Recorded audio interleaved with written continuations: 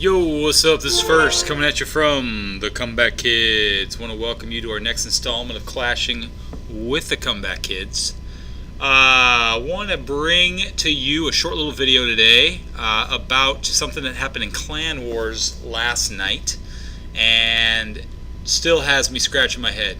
And there was a few things like this, and interestingly enough, they were all on kind of the same base. And so maybe there's some things about this base design, not the one that you're looking at, but the one I'm going to show you, that lend it to these weird scenarios. So let's take a look. First off, we lost the war.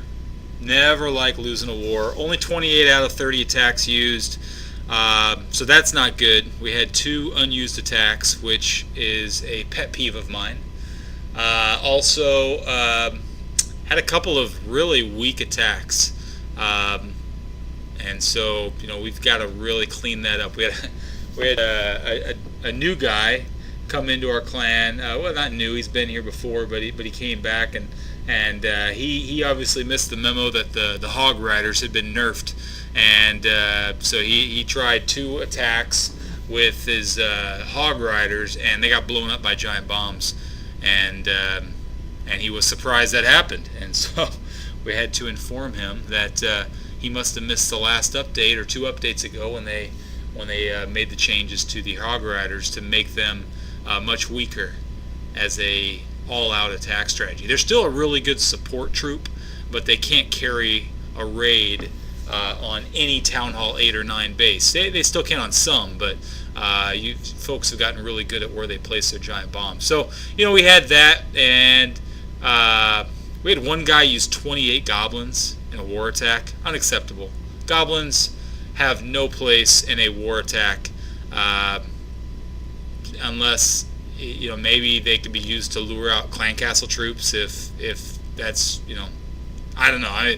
I'm trying to think of a possible scenario where goblins make sense, but really they don't go after defenses. They only go after loot, and you don't care about loot when it comes to a clan war attack. So we've got to tighten things up a little bit and rattle some cages here, get folks serious again, so we can go on a little win streak. So, but that's not why I want to do the video today. Take a look at this attack I had. Just got annihilated. That's not it. That's my attack on their Town Hall 10, which was not pretty either. But here is my attack on this base. It's Town Hall 9. And so, able to lure the clan castle troops out. So, for starters, let me turn the sound down here. For starters, here come the clan castle troops. I'm going to unpause it, and I'm going to pause it here. And you can see that there are skeletons being generated there. So right behind there is a witch. And so what I try to do is zap that witch with a lightning strike as soon as it comes out of the clan castle, so that it doesn't attract any more skeletons, or doesn't generate any more skeletons, I should say.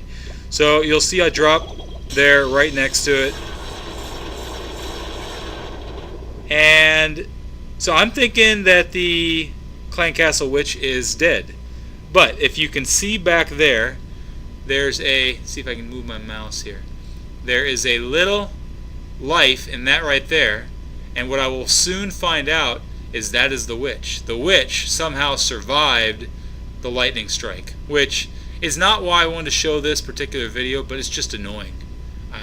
I don't understand why. They have very low health. There's no reason a lightning strike shouldn't take them out. My lightning strike is maxed out for Town Hall 9. It's a level 5. It should have taken it out, but for some reason it didn't. So there's the witch. It's lost most of its life. But alright, so I track these things up here. Drop the golems so that they'll shoot at the golem, and then dropped a bunch of wizards to take them out, and raged up the wizards in order to kill the clan castle troops. So that went fine enough. I mean, it's a little annoying. I did lose quite a bit of life in that golem, but okay, we're all good. Dropping in some wall breakers, break open that compartment, break open that compartment. So let's take a look at where we're at right now. Right now we've got a golem over there, and it's taking fire from those defenses. We've got a golem here in the middle, taking fire from that cannon and probably from that wizard tower. And those are the two open compartments. And then you got some wall breakers over here breaking in, but they're not going to break into this compartment over there. So, all right, so we got two open compartments, and a lot of the outside buildings have been cleaned out. If you're looking, you should be able to see my arrow there. All these buildings are cleaned out. So basically, with a go wipe attack, which is what this is, you're trying to clear out buildings and create a path directly to the middle for your big troops, your PEKKAs and your heroes. And in this case, I don't have an archer queen; she's upgrading, but I do have 3 PEKKAs and a barb king to carry that weight. All right, so let's unpause it. So I drop a few more wizards up here, and I've got my clan castle. I think I'm going to drop those as well. Alright, well, I didn't drop my clan castle yet. But okay, so I dropped the PEKKAs. So at this point, the closest thing to the PEKKAs, I would hope, is that cannon right there. It's directly down the line from where they're at. So let's see if that holds true. They're coming down the middle. Yep, everything's looking good. They're coming right down the middle. I drop a jump spell so that in case that cannon goes down, which it's about to go down, the next closest building would then be the town hall. That was my hope. So let's see what happens as soon as the cannon goes down. Cannon goes down. The PEKKAs start heading to the left. Now I drop my barb king because before I realized the PEKKAs were heading to the left, I thought, okay, let's send everything into the middle. It's time to take down the PEKKAs, or to have the PEKKAs and the barb king go right down the middle. So, but the PEKKAs start going left, and the barb king, it looks like he's going right. So the barb king's going right, the PEKKAs are going left. So my whole attack has been foiled at this point. There's nothing coming up the middle.